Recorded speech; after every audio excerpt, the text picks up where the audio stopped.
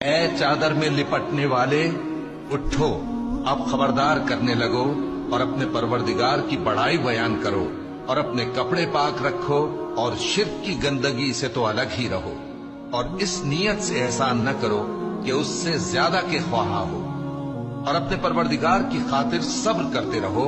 پھر جب سور پھونکا جائے گا تو وہ دن مشکل کا دن ہوگا، یعنی کافروں پر آسان نہ ہوگا۔ مجھے اس شخص سے سمجھ لینے دو جس کو میں نے اکیلا پیدا کیا اور میں نے اس کو بہت سا مال دیا اور ہر وقت حاضر رہنے والے بیٹے دیے اور اس کو ہر طرح کے سامان میں وسعت دی،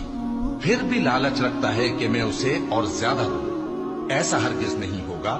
یہ ہماری آیتوں کا بڑا مخالف رہا ہے۔ میں اسے ایک بڑی چڑھائی چڑھاؤں گا، اس نے غور و فکر کیا اور ایک بات ٹھہرا لی،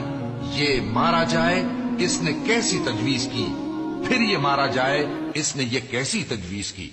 پھر اس نے نگاہ کی، پھر تیوری چڑھائی اور منہ بگاڑا، پھر پیٹ پھیر کر چلا اور تکبر کیا، پھر کہنے لگا یہ تو جادو ہے جو پہلے لوگوں سے برابر ہوتا آیا ہے۔